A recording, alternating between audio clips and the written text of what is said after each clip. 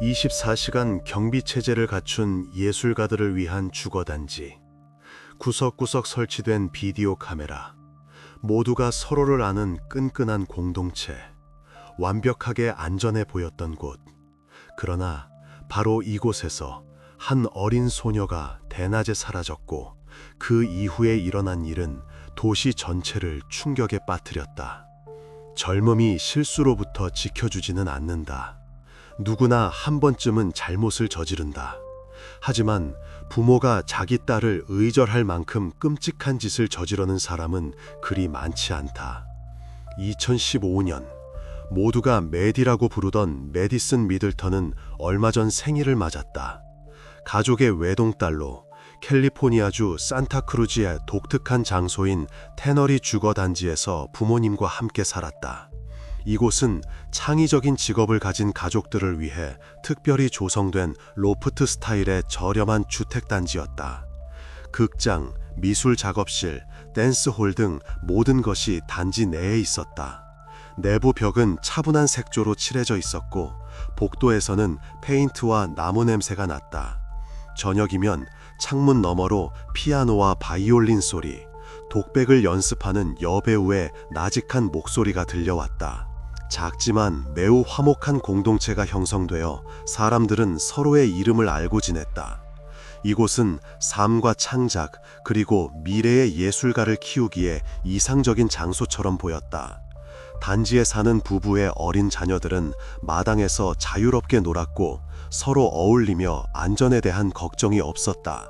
엄마들은 벤치에 앉아 커피를 마셨고 아빠들은 저녁에 퇴근하며 이웃과 인사를 나누고 누가 누구네 아이인지 알았다.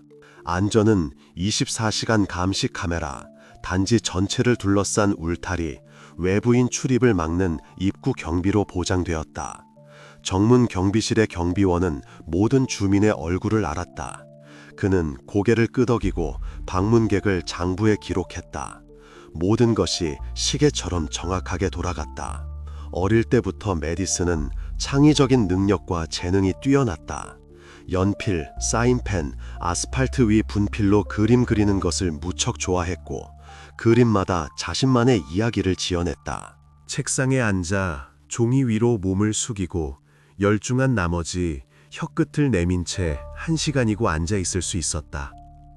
엄마가 가끔 들여다보면 아이는 방해받지 않고 과정에 완전히 몰입한 채 그림을 그리고 있었다. 싹싹하고 착한 아이로 워낙 사교적이어서 이웃들은 그녀를 수다쟁이 메디라고 불렀다. 쉽게 친구를 사귀었고 누구와도 잘 어울렸다. 처음 보는 어른에게 다가가 자신의 그림이나 날씨 혹은 아무 주제로나 이야기를 시작할 수 있었다. 거리낌 없이 환하게 웃었다.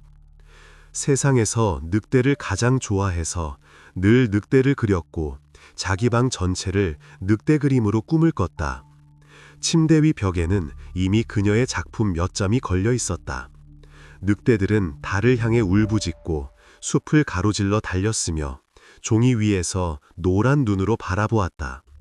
엄마는 곧 가게에 가서 포스터를 사주겠다고 약속했고 아이는 그날을 기다렸다.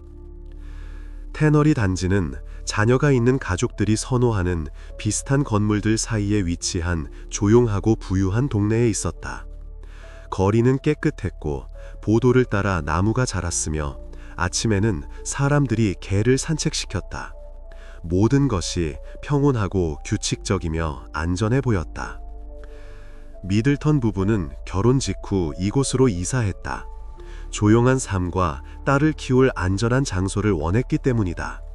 로라는 지역 도서관에서 일했고 남편은 그래픽 디자인 일을 했다.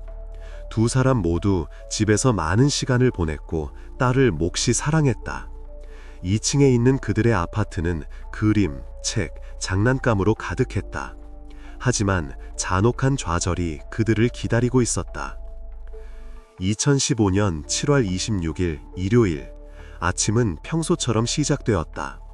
이 이야기의 주인공은 가족과 함께 하루를 보내고 다가올 한 주를 준비했다. 책상에 교과서를 정리하고 책가방을 확인했다. 엄마는 딸의 교복을 다리고 있었다. 그날 로라에게 친구가 찾아왔다. 젊은 두 여성은 보드게임을 하기로 했다. 상자를 꺼내 테이블에 카드를 펼쳤다. 메디는 처음엔 옆에 앉아 함께했지만 금세 지루해졌다. 재미가 없었던 것이다. 아이는 의자에서 몸을 뒤척이고 창밖을 보고 한숨을 쉬었다. 최근에 선물 받은 하얀색 스쿠터를 마당에서 몹시 타보고 싶어 했다. 파란색 바퀴가 달린 반짝이는 새 스쿠터였다. 아이는 이미 여러 번 스쿠터에 다가가 핸들을 만져보고 바퀴를 돌려보았다. 엄마는 이를 눈치채고 허락했다. 아이는 늘 혼자 놀았다. 이것은 안전했고 부모는 걱정하지 않았다. 어디서 타야 하는지, 이웃 아이들이 누군지, 정문 밖으로 나가면 안 된다는 것을 알고 있었다. 규칙은 간단하고 명확했다. 점심 식사 후 메디슨은 단지 앞마당으로 나갔다. 헬멧을 쓰고 스쿠터를 챙겼다. 엄마가 턱 밑에 끈을 매주는 것을 도왔다. 아이는 미소를 짓고 뛰쳐나갔다. 스쿠터를 타고 다른 아이들에게 자랑하고 싶었다.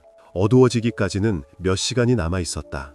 해는 높이 떠 있었고 날은 더웠다. 오후 4시까지 이웃들이 아이를 봤다. 아이는 아스팔트 길을 따라 근심 없이 스쿠터를 타고 벤치를 피하며 웃고 있었다. 모든 것이 평범해 보였다. 헬멧 아래로 머리카락이 흩날렸고 보라색 원피스도 마찬가지였다. 아이는 속도를 내고 멈추고 방향을 틀었다. 게다가 엄마는 때때로 창밖을 내다보며 딸이 어떻게 노는지 확인했다. 나무 사이로 언뜻 보이는 하얀 스쿠터를 보았다. 보라색 원피스를 보았다. 안심하고 친구에게 게임으로 돌아갔다. 모든 것이 통제하에 있었다. 이따금 다른 아이들이 다가왔고 메디는 기꺼이 그들과 수다를 떨며 새 스쿠터를 타보게 해주었다. 10살쯤 된 남자아이가 몇 분 동안 탔고 더 어린 여자아이도 타보겠다고 했다. 메디는 모두에게 허락했다. 옆에 서서 자기 차례를 기다리며 이야기를 나누었다. 모든 것이 순조로웠다. 평범한 날이었다. 오후 5시경 로라는 다시 한번 창밖을 내다보았다. 딸은 또래 아이와 이야기를 나누고 있었다. 그들은 벤치 옆에 서서 무언가에 대해 이야기하며 웃고 있었다. 엄마는 미소 지었다. 모든 것이 괜찮았다. 그녀는 그것이 딸을 보는 마지막 순간이 될 줄은 꿈에도 몰랐다. 몇 분이 흘렀다. 친구가 무언가 이야기하며 손짓하고 웃고 있었다. 로라는 건성으로 들으며 고개를 끄덕이고 게임 카드를 보고 있었다. 하지만 갑자기 설명할 수 없는 날카로운 불안감이 엄습했다. 모성 본능이었다. 무언가 잘못되었다. 그녀는 일어나 창가로 다가갔다. 밖을 내다보았다. 메디슨은 어디에도 보이지 않았다. 하얀 스쿠터도 없었다. 마당은 비어 있었다.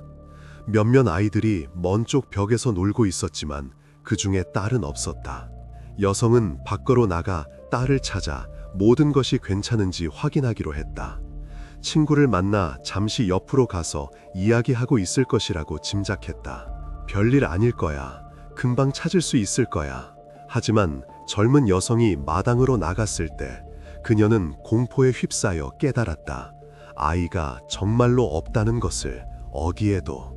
길을 따라 걸어보았다. 건물 모퉁이를 살폈다. 놀이터를 둘러보았다. 쓰레기통 쪽도 보았다. 아무것도 없었다. 단지 전체를 돌아다니며 몇 번이고 이름을 외쳤지만 아무런 대답이 없었다. 벽에서 메아리만 돌아왔다. 정적. 위층 어딘가에서 창문이 쾅 닫히는 소리가 났다. 새 한 마리가 날아갔다. 그 외에는 아무것도 없었다.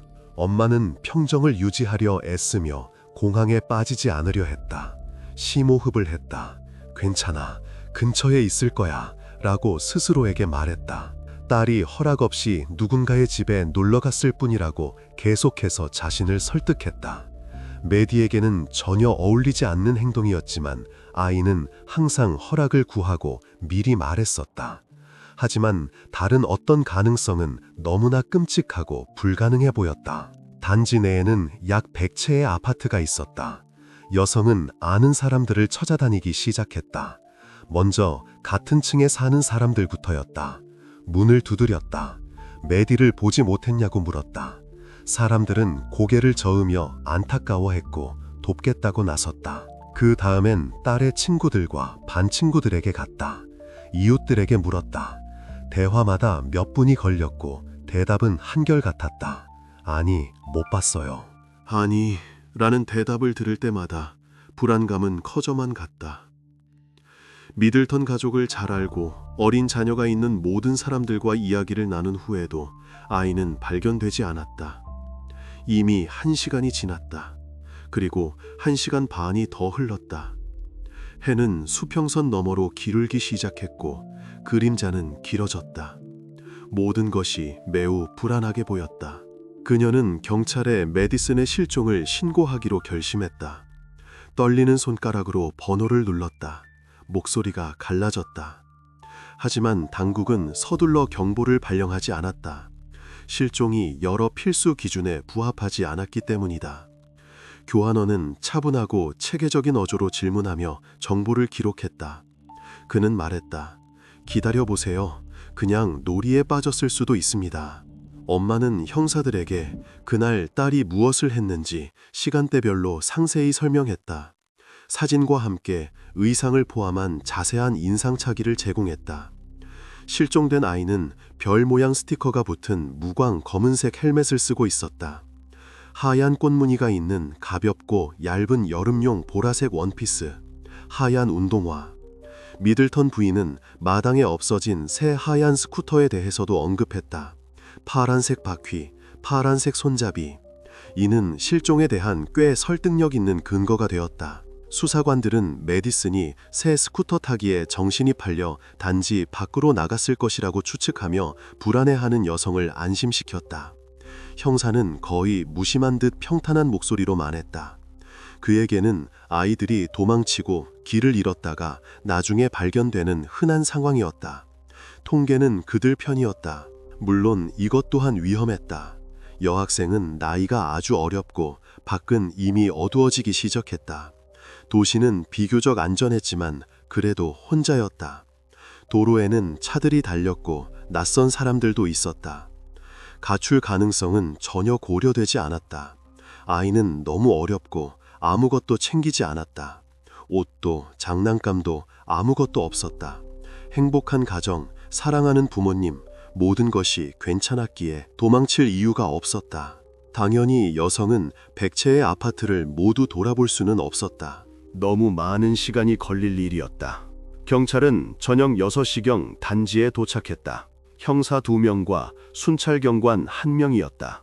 그들은 이웃들과 면담하며 아파트를 하나하나 체계적으로 방문하기 시작했다.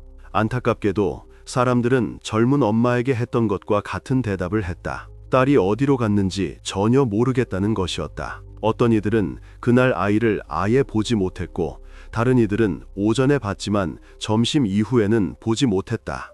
유용한 정보는 없었다. 그때 형사들은 감시 카메라 녹화 영상을 보기 시작했다. 경비실에 앉았다. 어둠 속에서 모니터 화면이 빛났다. 영상을 되감고 멈추고 다시 재생했다. 동시에 극심한 공포에 빠진 엄마를 진정시키려 애썼다. 그녀는 옆에 서서 화면을 보며 눈물을 닦았다. 손이 떨렸다. 딸에게는 절대 있을 수 없는 행동이라고 주장했다. 앰버 경고, 실종 아동 경고 시스템이 발령되기를 간절히 바랐지만 경찰은 지체했다. 확실한 근거가 필요했고 아직은 없었다. 메디슨은 단지 앞마당을 떠난 적이 없었고 그렇게 해달라고 조른 적도 없었다. 문 밖 세상에 관심을 보이지 않았다. 단지 안에는 친구, 놀이터, 나무, 벤치 등 필요한 모든 것이 있었다. 아이는 이곳을 좋아했다. 메디슨은 실제로 카메라 녹화 영상에서 발견되었다. 형사가 화면을 멈추고 손가락으로 가리켰다.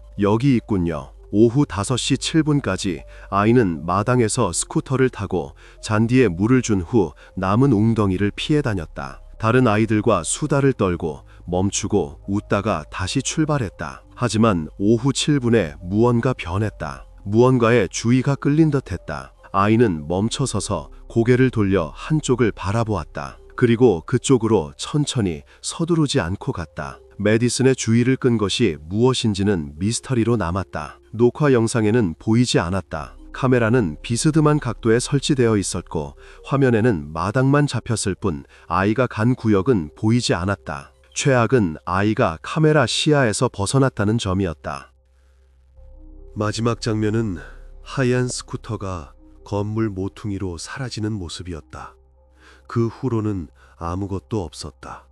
텅 빈 마당.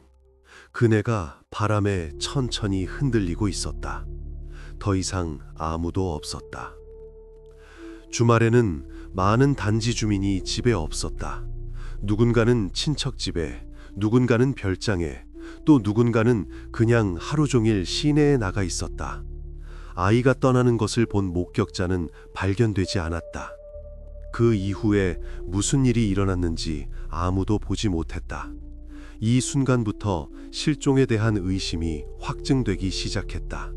이것은 더 이상 단순한 우연처럼 보이지 않았다. 경찰은 아이가 단지 밖에 친구가 있었는지 알아보려 했다. 혹시 이웃집에 놀러 간 것은 아닐까? 하지만 친척들은 이를 부인했다. 몇몇 반 친구들이 시내에 살았지만 메디는 그들과 친하지 않았다. 학교에서만 어울리는 정도였다. 만일을 대비해 그들도 확인했다. 부모에게 전화해 보았다. 여학생은 발견되지 않았다. 산타크루즈 경찰서가 참여하는 대규모 수색이 시작되었다. 특수훈련을 받은 수색견 부대가 작전에 투입되었다. 셰퍼드들이 목줄을 당기며 땅 냄새를 맡고 코를 이리저리 움직였다. 조련사들이 뒤따르며 목줄을 꽉 잡았다. 안타깝게도 어두워지기 시작했다. 하늘은 주황색으로, 그 다음엔 분홍색으로, 그리고 회색으로 물들었다. 가로등이 켜졌다. 저녁 내내 실종자의 이동 방향에 대한 단서 하나 찾지 못했다. 개들은 흔적을 놓쳤다. 제자리에서 맴돌고 낑낑거리며 어디로 가야 할지 몰라 했다. 밤중의 수색은 무의미해 보였지만 무심하지 않은 사람들과 미들턴 가족은 멈추지 않고 계속해서 아이를 찾았다. 손전등을 들고 다녔다. 덤불 속 차 및 차고 뒤를 살폈다. 아이의 이름을 외쳤다.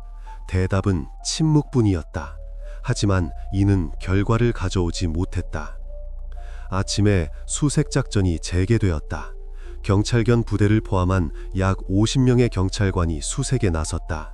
새로운 개들, 새로운 인력, 희망은 아직 꺼지지 않았다. 전날 저녁 비어있어 문을 열지 않았던 아파트들을 중심으로 다시 방문했다. 더 크게 문을 두드렸다. 문을 열라고 요구했다. 또한 사람들에게 차고를 열어달라고 요청했다. 모든 차량을 확인하고 트렁크 안을 들여다보고 차체 밑을 손전등으로 비추었다. 쓰레기통을 검사했다. 형사는 장갑을 끼고 뚜껑을 들어 안을 들여다보았다. 불쾌한 냄새가 났고 파리들이 윙윙거렸다. 하지만 일은 일이었다. 주거단지 구석구석을 샅샅이 뒤졌지만 가치 있는 것은 아무것도 발견하지 못했다. 흔적도 단서도 없었다. 아이는 마치 공기 중으로 사라진 것 같았다. 당국은 수색 범위를 넓힐 수밖에 없었다. 마침내 기자회견을 열어 어린 소녀의 실종을 알렸다. 기자들은 받아 적었고 카메라가 촬영했다. 메디의 사진이 카운티 전역의 TV 화면에 나타났다. 경찰 관계자들은 또한 단지 전체를 수색했지만 아무것도 발견되지 않았다고 강조했다. 경찰서장은 연단 뒤에 서서 종이를 읽었다. 목소리는 지쳤고 얼굴은 심각했다. 이제 주택 주변 약 5제곱마일을 샅샅이 뒤졌다. 이는 도시 거의 전체를 포함하는 범위였다. 공원, 공터, 해변, 공업지대, 구역을 나누어 각 그룹에 한 구역씩 할당했다. 상황이 통제 불능 상태가 된 것 같았고 미들턴 가족의 최악의 우려가 현실이 되기 시작했다. 따라서 이 사건에는 더 많은 자원이 투입되어야 했다. 이를 근거로 연방수사국 FBI에 협조를 요청했다. FBI 요원들이 다음날 아침 도착했다. 검은 정장, 서류 폴더. 그들은 작전을 조율하기 시작했다. 이미 이웃들, 실종자를 아는 모든 지인과 가족들, 그리고 그냥 지나칠 수 없었던 동정심 많은 사람들이 활발히 활동하고 있었다. 사람들은 찾아와 무엇을 도와드릴까요? 라고 물었다. 그들에게 사진을 주며 돌아다니면서 물어보고 찾아주세요 라고 말했다. 가까운 이들이 부부를 위로했지만 엄마와 아빠는 슬픔을 가눌 길이 없었다.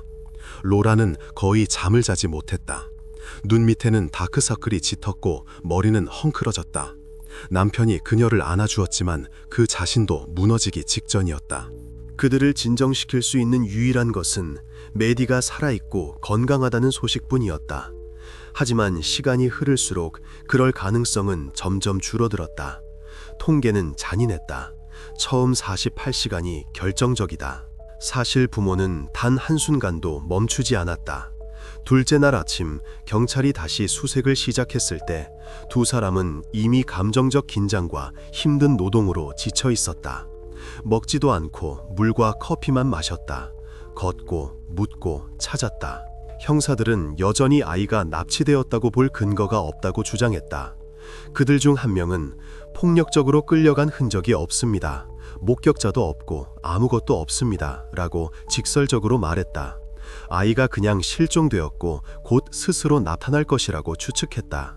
길을 잃었을 수도 있고 무서워서 어딘가에 숨어 있을 수도 있다는 것이다. 아이들은 그런 행동을 한다. 수색 이틀째 저녁, 주거단지로 들어오는 모든 사람을 멈춰 세우기 시작했다. 경찰관이 태블릿을 들고 정문에 서서 모든 운전자에게 질문을 했다. 수사관들은 주말에 이곳에 없었던 사람들에게 관심을 가졌다.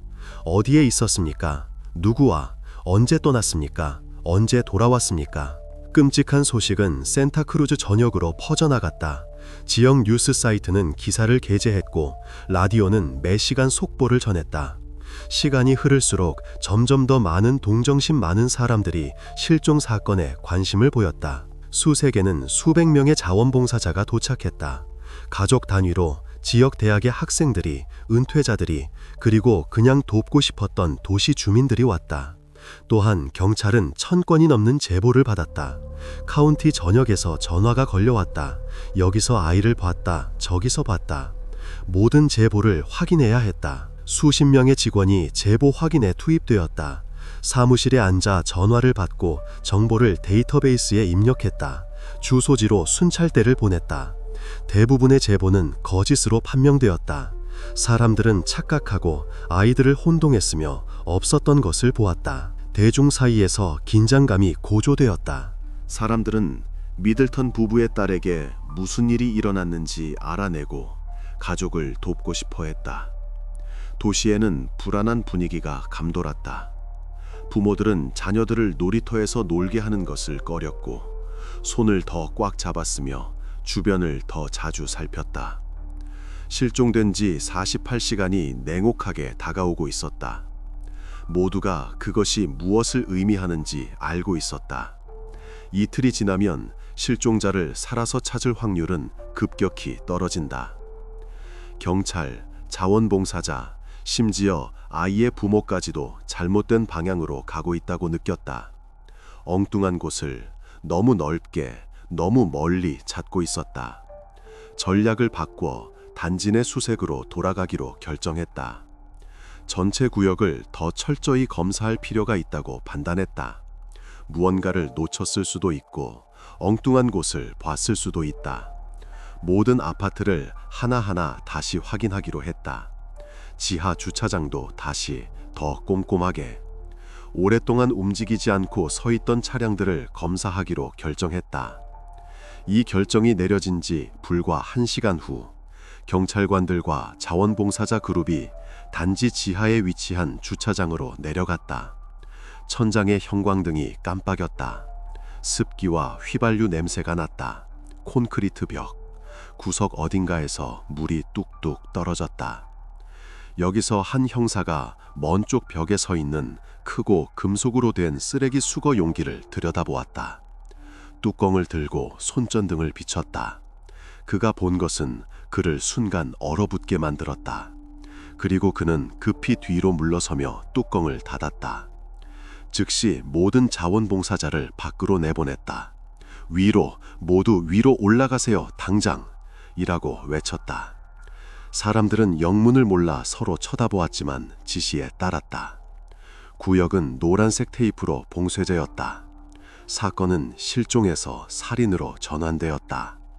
의상 설명으로 메디슨을 찾았다. 보라색 원피스, 하얀 운동화. 나중에 치과 기록을 통해 신원이 확인되었다. 2015년 7월 27일 저녁 8시, 수거 용기에서 크고 낡은 회색 운동 가방이 천천히 조심스럽게 꺼내졌다. 지퍼는 잠겨 있었다. 안에는 미동도 없이 누워있는 소녀가 있었다. 무슨 일이 있었고 누가 관련되었는지 알아내기 위해 법의학 부검이 예정되었다. 하지만 이미 이것이 사고가 아니라는 것은 분명했다. 주차장에서는 흰색 방호복을 입은 감식 반원들이 일하고 있었다. 현장을 사진으로 찍고 샘플을 수집했다. 누군가는 치수를 재고 누군가는 무전으로 통화했다. 카메라 플래시가 번쩍였다. 가방은 수색이 시작된 첫날 버려진 것으로 확인되었다. 주차장 카메라 기록을 확인하니 누군가 내려와 가방을 들고 수거 용기에 버리는 모습이 보였다. 더 주의 깊게 봤더라면 바로 발견할 수 있었다. 하지만 범인은 치밀했다. 눈에 띄지 않도록 물건을 일부러 배치했다. 깊숙이 밀어넣고 위에는 봉투, 상자, 종이 같은 쓰레기를 쌓아두었다. 이 때문에 형사들이 심각한 일이 벌어졌다고 믿기 전까지는 수색이 어려웠다. 주차장 감시 카메라 기록을 확인한 후 이 단지에 사는 한 젊은 남성이 체포되었다.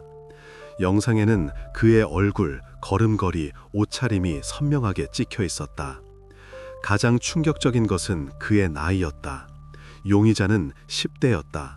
사실상 아주 어렸다. 이제 충격에 빠진 모든 지역 주민들은 경찰의 수사 결과와 결론을 기다릴 뿐이었다. 하지만 가장 힘든 시기에 직원들의 일은 이제 막 시작되었다. 모든 데이터를 신속하게 처리하고 용의자에게 혐의를 제기할 증거 기반을 강화해야 했다. 일정은 빡빡했고 검사는 결과를 요구했다. 어떤 이들은 커피와 아드레날린에 의지해 며칠 밤낮으로 쉬지 않고 일했다. 메디슨의 부모는 충격에 빠졌다. 그들은 주차장에서 소식을 들었다. 엄마는 통곡했다. 무릎이 풀렸다. 남편이 그녀를 붙잡았지만 그 자신도 창백했다. 그녀는 일어난 일을 믿을 수 없었다. 아니야, 우리의 아니야, 실수야 라고 소리쳤다. 지하 주차장에서 바로 구급대원들이 그녀를 데려가 응급처치를 했다. 진정제를 주사하고 들것에 눕혀 병원으로 이송했다. 7월 28일 저녁 9시, 지역 사회는 메디슨을 추모하기 위한 촛불 집회에 모였다. 수백 명의 사람들이 손에 촛불을 들었다. 흐느낌 소리만이 정적을 깼다. 작은 테이블 위에는 소녀의 사진이 놓여 있었고 주변에는 꽃과 장난감이 있었다. 소녀가 늑대를 좋아했다는 것을 알게 된 한 주민이 작별 인사를 하러 왔다. 그에게는 늑대와 닮은 허스키와 멜로뮤트 믹스견이 있었는데 그 개를 데려왔다. 개는 사진 옆에 엎드려 앞발에 주둥이를 올려놓았다. 사람들은 울었다. 수사 과정에서 모든 일이 그녀가 가족과 함께 살던 바로 그 주거단지 아파트에서 일어났다는 것이 밝혀졌다. 그녀의 집에서 불과 수십 미터 떨어진 곳이었다. 메디슨은 아이스크림을 주겠다거나 재미있는 것을 보여주겠다는 등의 핑계로 아파트로 유인되었다. 그곳에서 모든 것을 영원히 바꿔버린 일이 일어났다. 법의관이 이를 확인했다. 어린 소녀는 질식사했다. 선명한 흔적, 지문, 멍이 이를 말해주었다. 게다가 의식을 잃은 후에 상처를 입었다. 그녀에게 무슨 일이 있었는지 보여주는 흔적인 수많은 멍이 발견되었다. 팔, 다리, 몸통 모두 같은 날 동시에 생긴 것이었다. 범인의 우세에도 불구하고 소녀는 격렬하게 저항했다. 손톱 밑에 긁힌 자국, 피부 조각은 나중에 용의자의 DNA와 비교될 것이었다. 그녀는 싸웠다. 안타깝게도 이웃의 주의를 끌기에는 역부족이었다. 범인은 의도적으로 주변에 거의 아무도 없는 시간을 골랐다. 많은 사람이 집을 비운 일요일이었다. 게다가 그는 메디슨을 빠르게 제압했다. 아마도 무거운 것으로 머리를 쳐서 기절시켰을 것일 것이다. 넓은 테이프로 입을 막았다. 접착제 흔적이 입술과 뺨에 남아 있었다. 그녀는 공격자 앞에서 무력했다. 지방 검사는 당국이 10대에게 혐의를 제기할 충분한 증거를 가지고 있다고 밝혔다. 그는 기자들 앞에 서서 기소장을 읽었다.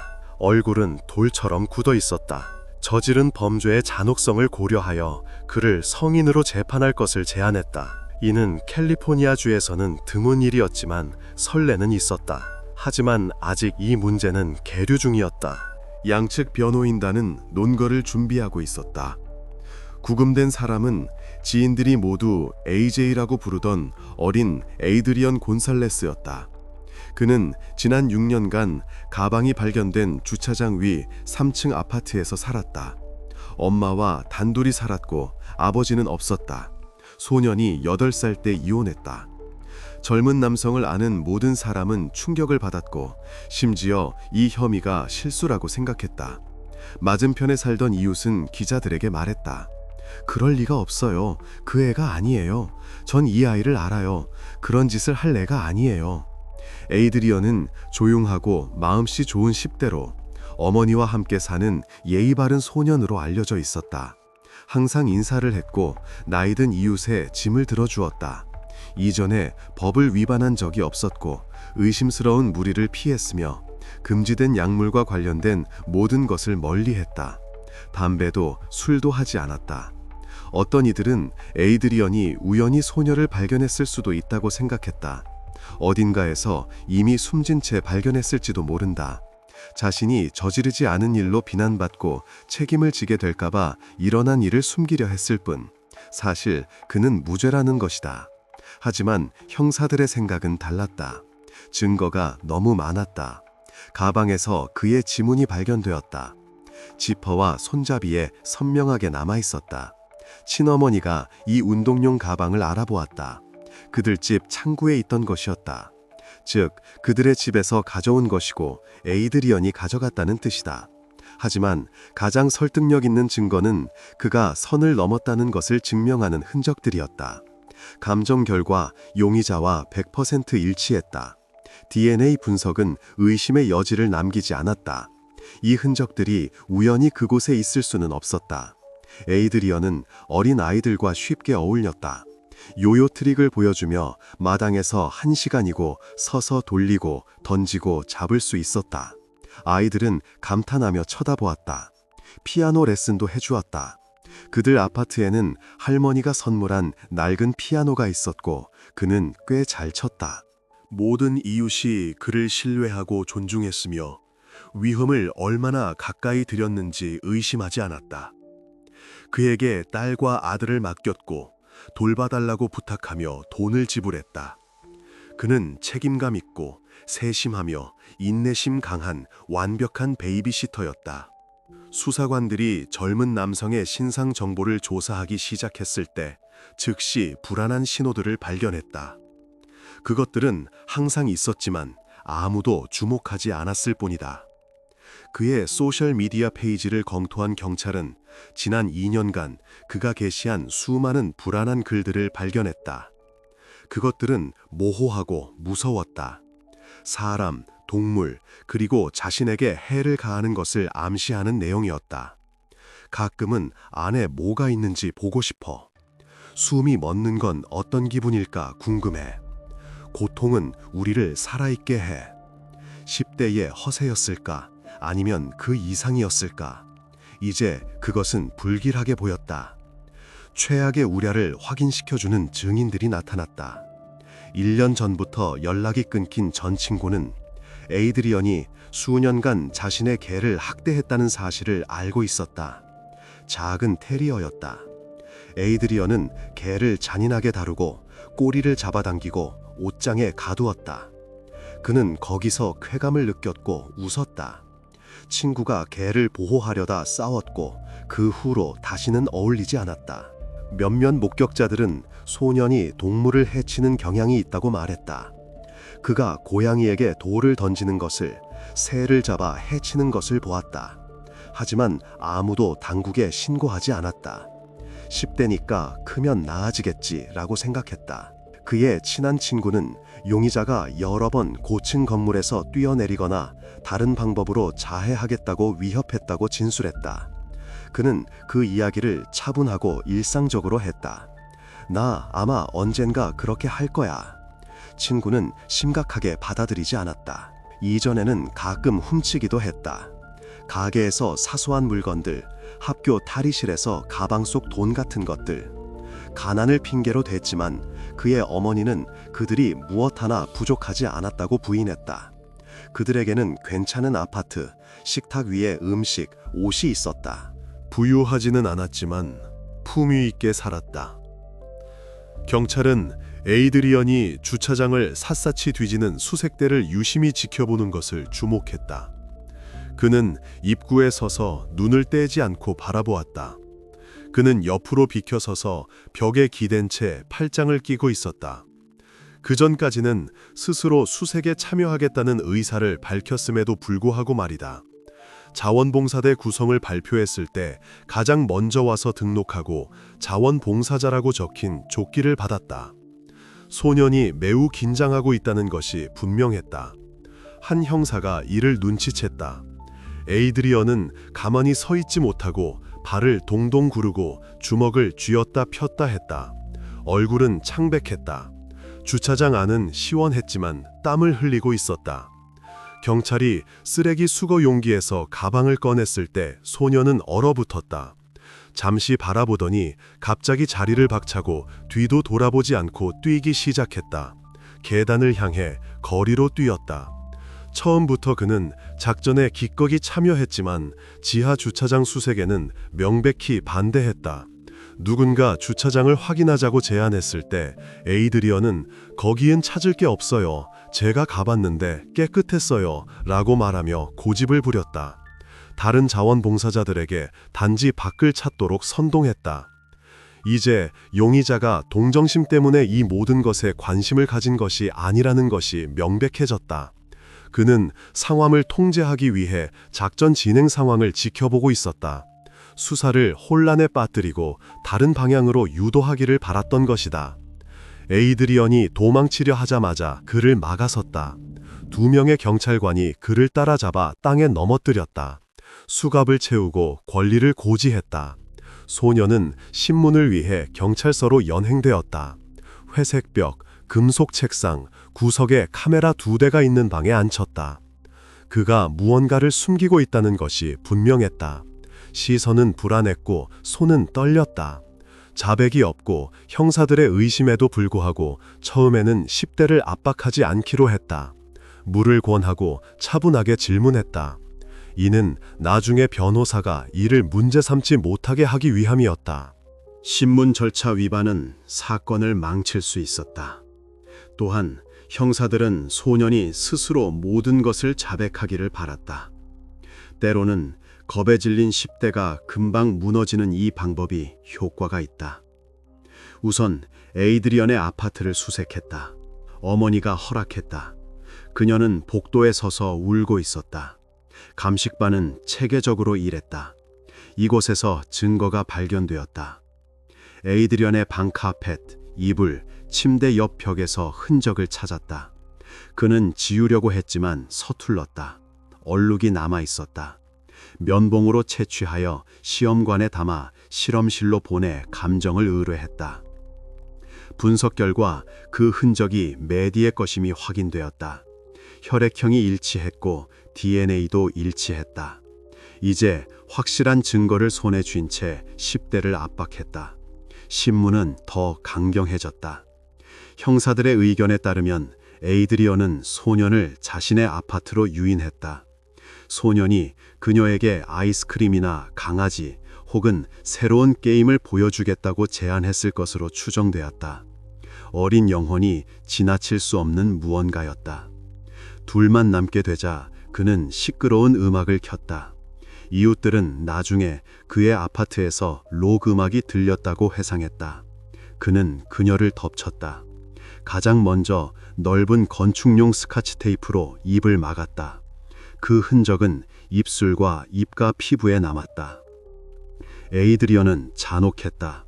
그리고 메디슨의 눈을 보며 30분 동안 소녀가 숨을 쉴 수 없게 했다.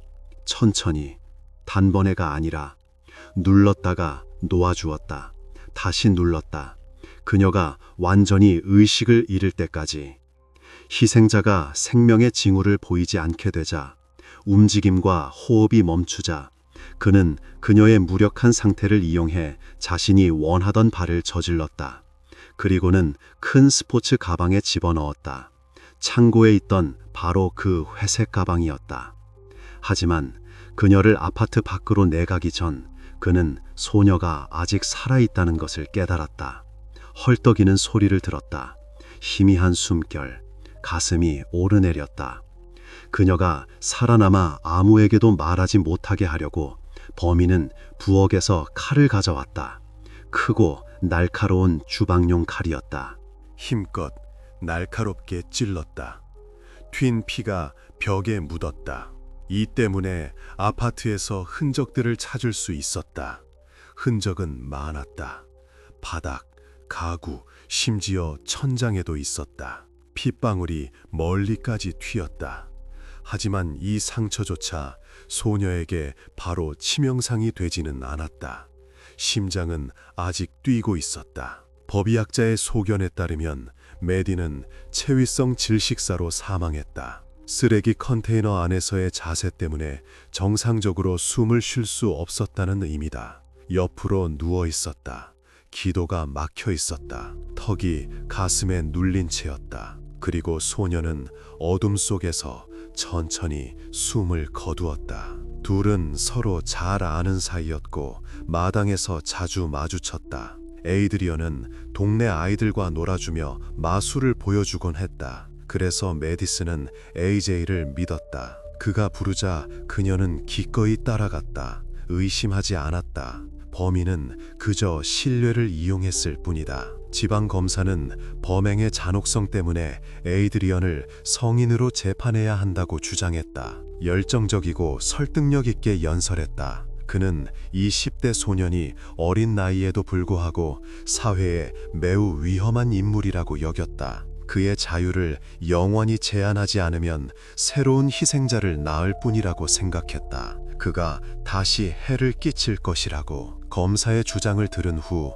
판사는 그 의견에 동의했다. 고개를 끄덕였다. 의사봉을 두드렸다. 10대 소년을 성인으로 재판하기로 결정되었다. 이는 종신형 선고가 가능하다는 의미였다. 피고인은 혐의를 인정하지 않았다. 피고인석에 앉아 바닥을 보며 침묵했다. 젊은 여성인 그의 국선 변호인은 사건을 다시 소년법 법원으로 이관시키기 위해 적극적으로 싸웠다. 변호인 측 전문가인 30년 경력의 심리학자는 에이드리언이 자폐 스펙트럼 장애 때문에 공감 능력과 감정이 부족했다고 주장했다. 도표와 검사 결과를 보여주었다. 그래서 피고인이 자신의 행동의 심각성을 계속해서 축소하려 했다고. 자신이 나쁜 짓을 했다는 것을 이해하지 못했다고. 동기에 관해서는 이 전문가는 에이드리언이 어린 시절 9살 때부터 금지된 자료들을 봤다고 말했다. 여성을 해치고 잔혹 행위가 담긴 영상을 선호했다고 한다. 피고인은 심리학자와의 비공개 면담에서 스스로 목숨을 끊고 싶었다고 고백했다. 오래전부터 계획했다고 한다.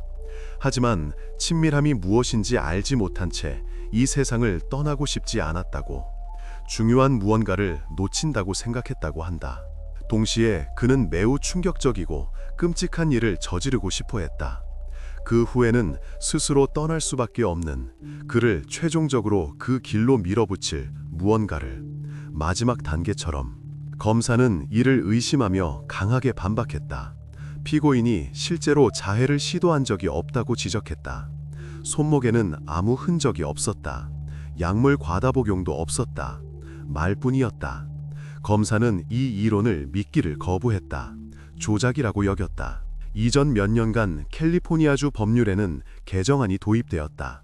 처음에는 개정안을 통해 판사가 피고인을 성인으로 기소할 수 있는지 개별적으로 결정할 수 있게 되었다.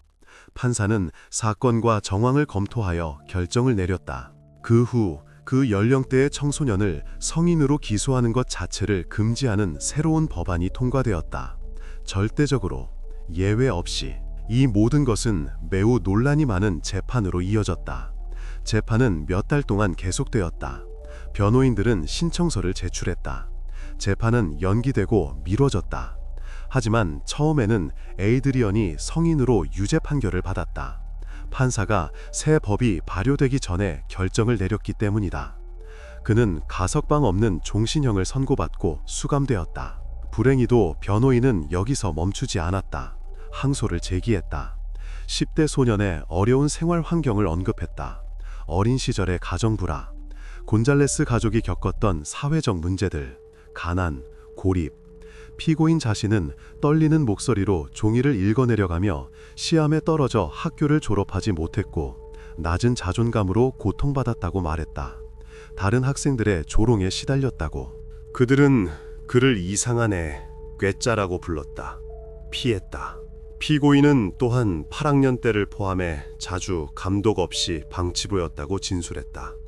어머니가 남자친구 집에서 지내는 동안 여러 밤을 아파트에서 혼자 보냈다고. 통조림으로 끼니를 때웠다. 아침까지 텔레비전을 보았다. 아무도 통제하지 않았다. 하지만 에이드리언과 그의 어머니를 잘 알던 모든 사람들은 그러한 주장을 부인했다. 이웃들은 그것이 사실이 아니라고 말했다. 어머니는 매일 저녁 집에 있었다고. 저녁을 준비하고 숙제를 확인했다고. 어린 시절 소년의 친아버지는 실제로 폭력적이었다. 술을 마시고 어머니를 때렸으며 아들에게 소리쳤다. 그러나 어머니는 공격적인 행동이 잦아지자마자 거의 즉시 그와의 관계를 끊었다. 참지 않았다.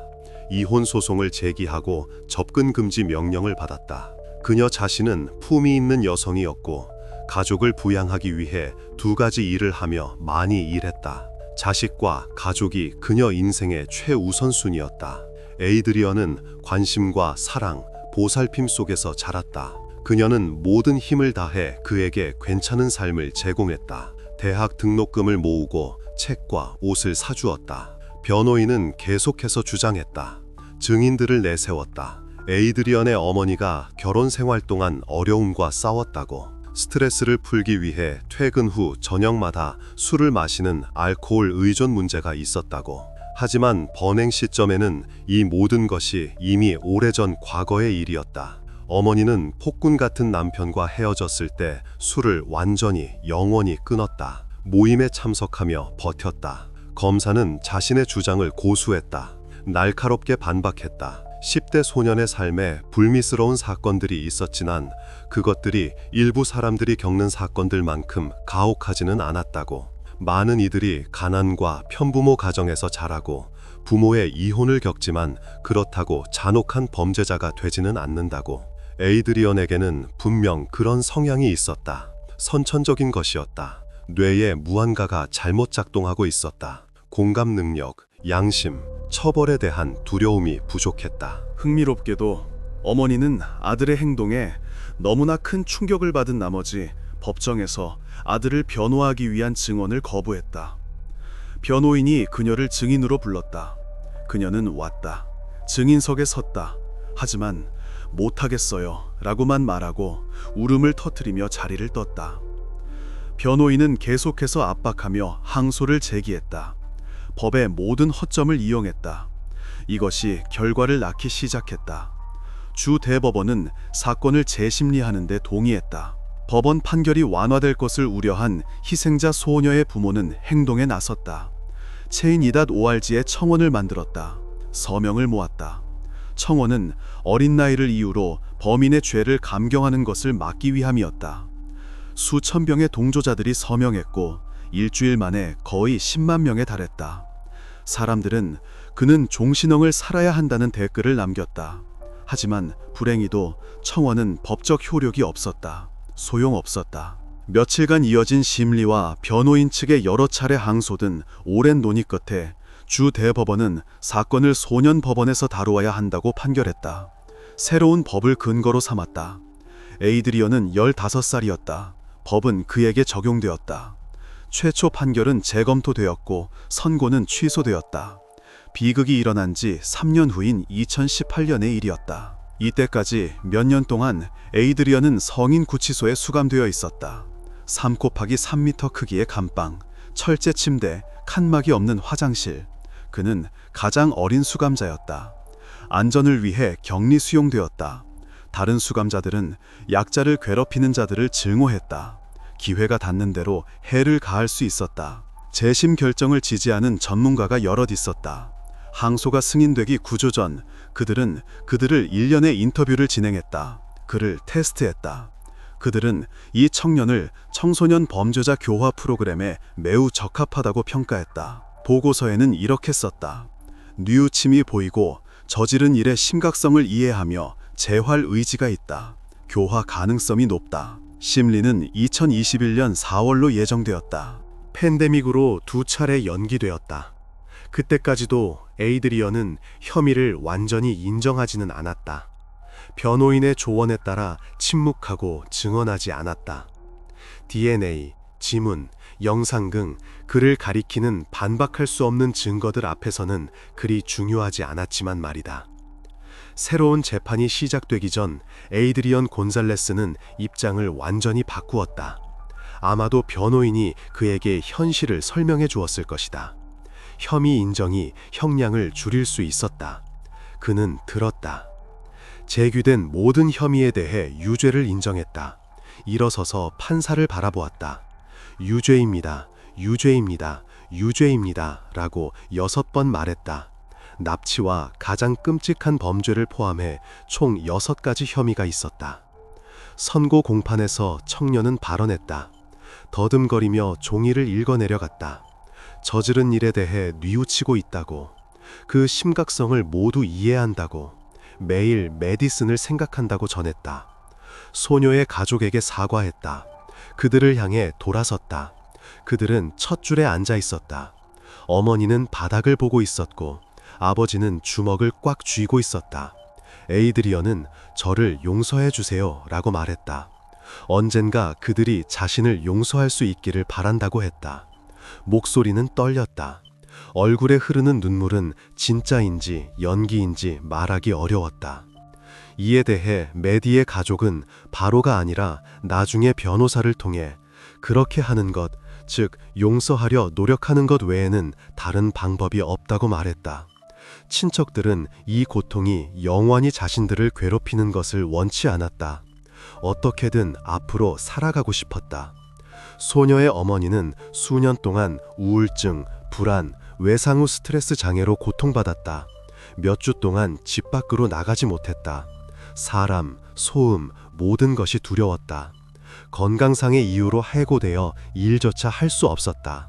이 모든 것이 남편의 어깨에 무거운 짐으로 지워졌다. 그는 2사람 몫의 일을 해야 했다. 추가 근무와 부업을 했다. 그 역시 이 시간을 힘들게 겪었고 딸을 무척 사랑했지만 말이다. 그저 버텼다. 누군가는 버텨야 했다. 성인 사법체계에 따르면 유죄 판결 시 126년형에서 가석방 없는 종신형까지 선고받을 수 있었다. 그가 성인으로 재판받았다면 영원히 감옥에 남았을 것이다. 확실하게. 하지만 소년법은 훨씬 더 관대했다. 철학이 달랐다. 교화의 가능성에 대한 믿음, 젊은이들은 변할 수 있다는 생각. 판결 재검토 덕분에 에이드리언은 10년 후인 25세에 석방될 권리를 얻었다.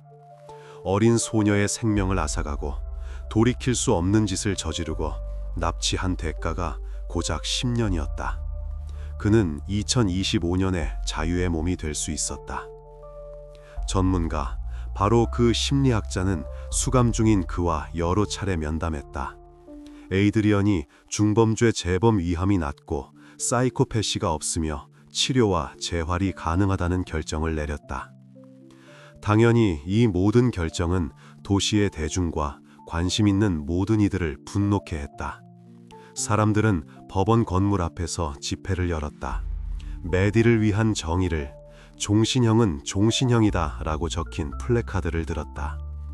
현행 캘리포니아 법률의 강화를 주장했다. 법 개정을 요구했다. 본질적으로 이 모든 것은 정의의 희극처럼 보였다. 소녀는 없고 가해자는 10년 후에 나온다. 어디에 논리가 있는가? 많은 이들은 교화될 수 있는 정상적인 인간이 특히 고작 10년 만에 그런 악행을 저지를 수는 없다고 주장했다. 거기서 무엇을 교화할 수 있단 말인가? 그는 자신이 무엇을 하는지 알고 있었다. 30분 동안 숨을 막았다. 이것은 충동이 아니다. 선택이다. 위험 행동 성향 범죄자로 평생 등록해야 한다는 요구도 설득력이 없었다. 그것은 단지 이웃들이 알게 된다는 의미일 뿐이었다. 하지만 그것이 무엇을 바꾸겠는가? 또한 미들턴 가족에게 피해 보상금으로 22,000달러를 지급해야 한다는 것도 마찬가지였다. 돈, 마치 그것이 무언가를 보상해 줄 수 있다는 듯이. 메디의 할아버지, 소녀의 아버지의 아버지가 선고 공판에서 발언했다. 지팡이를 짚은 노인이었다. 크고 또렷하게 말했다. 반대 의사를 밝혔다. 에이드리언의 사과를 전혀 받아들이지 않았다. 그는 이렇게 위험한 사람들이 자유롭게 돌아다니게 하는 이 법률 개정안이 미래에 끔찍한 결과를 낳을 것이라고 단언했다. 선례를 남긴다고. 다른 이들이 끔찍한 짓을 저지르고도 10년 만에 나올 수 있다는 것을 보게 될 것이라고. 이것은 잘못된 일이라고. 이런 사람들은 아마도 재범 위험이 더 높을 것이다. 다시 끔찍한 짓을 저지를 것이다. 다시 해를 끼칠 것이다. 통계는 재활의 편이 아니라고. 그는 이 말을 할 때 판사를 바라보았다.